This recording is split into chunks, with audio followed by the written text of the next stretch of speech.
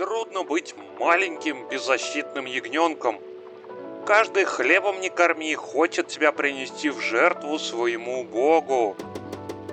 Но все меняется, когда жертвы начинаешь приносить ты сам. Приветствую, господа и дамы. Вы на канале Salsa Gamer. Канал об анонсах игр, игровых гайдах и немного музыки и танцев. Сегодня мы поможем маленькому ягненку заполучить бесконечную власть над миром. Cult of the Lamb — это смесь экшена и рогалика от студии Massive Monster. Название студии уже намекает на полубредовые и страшные сюжеты их игр. Студия уже положила в свое резюме два очень сложных и оригинальных платформера. Одна из них Adventure Pulse чего только стоит, где игрок путешествует по миру в компании змея. Змей превращается в огромный шланг, планер, вертолет и прочие прелести.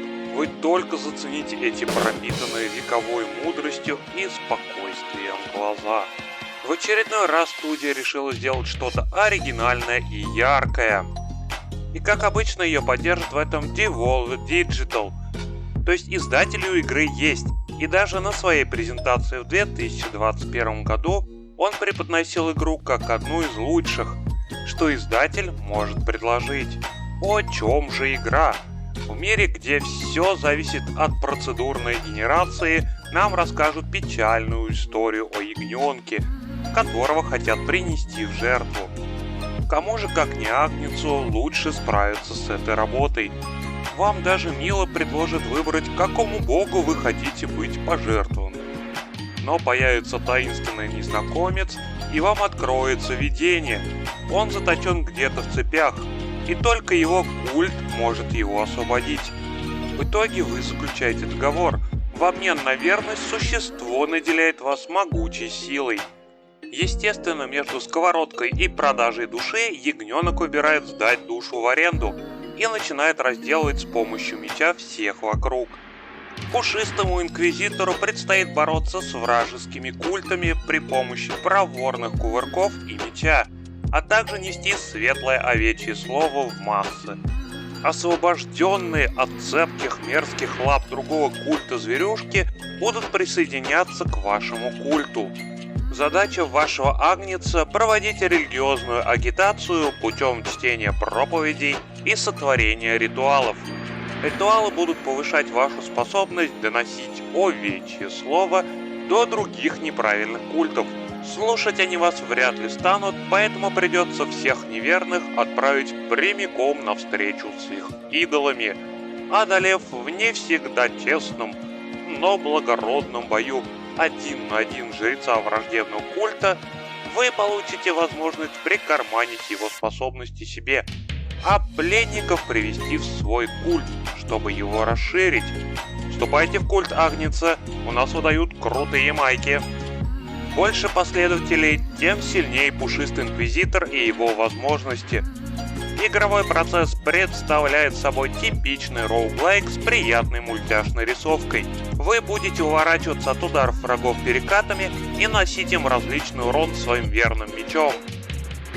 Мир будет состоять из множества мелких карт. Заходя за край экрана, вы автоматически попадаете на карту, чтобы решить, куда теперь отправиться. Всего в мире 5 огромных частей, куда поочередно отправится ваш барашек, в которых есть множество темных и мрачных подземелий с враждебными культами. Ересь должна быть наказана. Но не только раздачей тренделей вам придется заниматься.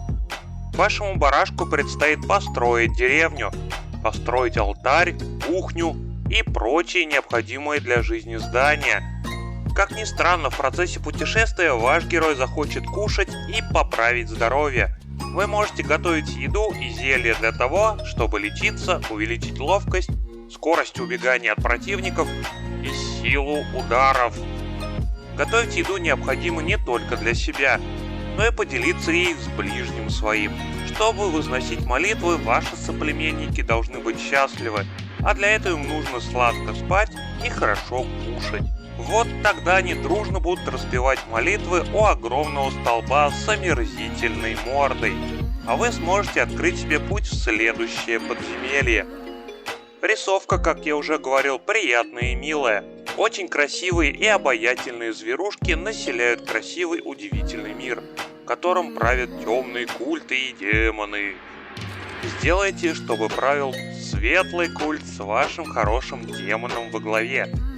Ребята из Game Informer, тестящие первый акт игры у себя на канале в YouTube, сказали, что милота дотягивает до планки Animal Crossing.